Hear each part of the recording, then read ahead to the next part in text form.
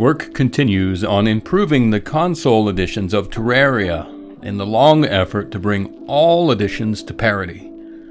Here's the latest from ReLogic's Loki, who, as you might imagine, has been very active lately on Twitter and elsewhere. Next fix patch update for Terraria on consoles is pretty much at the QA phase. We'll have more details soon, but expect some gamepad love, and the return of Red's pick in this one. More to come. Well, that's promising. Loki was also active on the official forums, responding to questions posed by the community.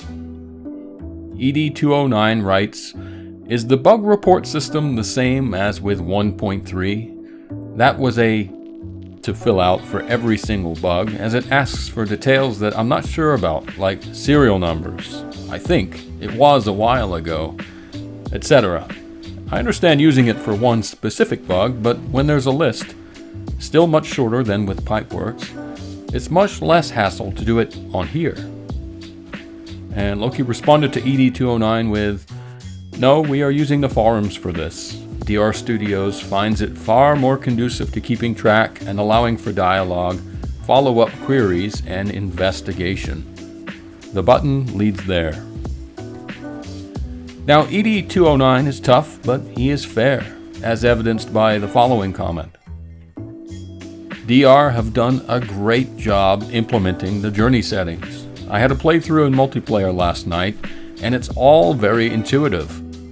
One request I do have is for the same category tabs as PC in the duplication menus, as it's still a little cluttered. Also, would it be possible to add a fourth, very large size option for the crafting duplication research window, with more space horizontally?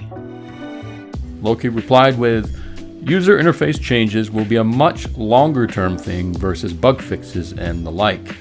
That said," noting down the ideas for later. Nemesis 101-102 writes, "The whole thing about so many control options is a double-edged sword. Yes, there's so many options for binding controls, but also, Jesus, there's so many options for binding controls. It feels like there's almost too many controls to keep in mind at times. Having so many options has basically made it impossible to simplify it to make it easier for high-stress situations.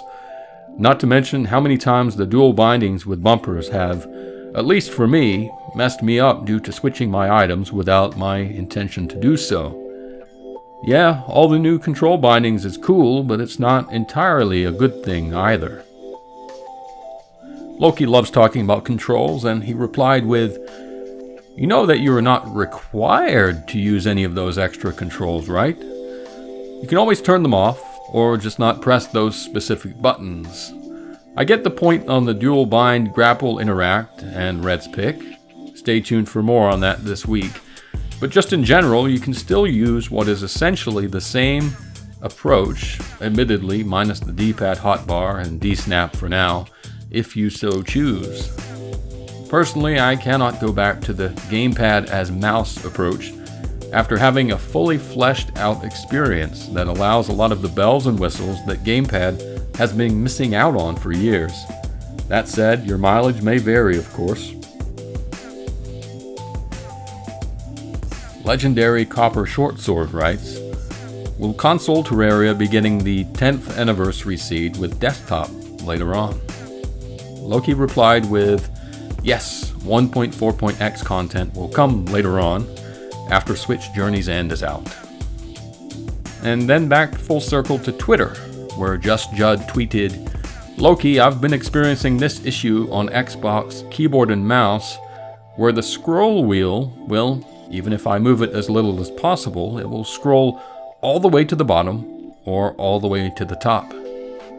Loki's response was, "Keyboard and mouse fixes and tweaks are on the list, just have some bigger stuff to hit first." And I'm sure they do. They've got to prioritize, right? And then finally, Ben tweeted, "Loki, I've been getting lots of connection issues and game freezes whilst playing multiplayer." Bonus points to Ben for using whilst. "Whenever my game freezes, I can still hear the music, but I can't do anything.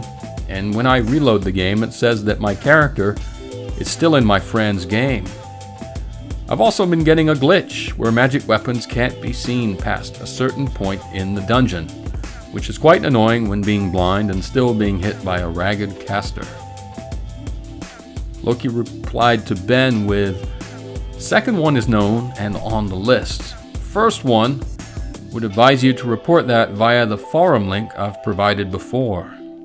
That makes it far easier for DR to keep track of issues like that and to diagnose, etc." So obviously there's still lots of issues left for DR Studios to fix and pass along to ReLogic. But of course they can't fix what you guys don't report, so thanks to everyone who's been making that extra effort to report issues as you come across them. That's good of you. And that's it for now. Obviously changes are still underway, so I do expect more news in the coming days. But that's it for today. So thanks to everyone still watching. Stay healthy, and I'll see you in the next video.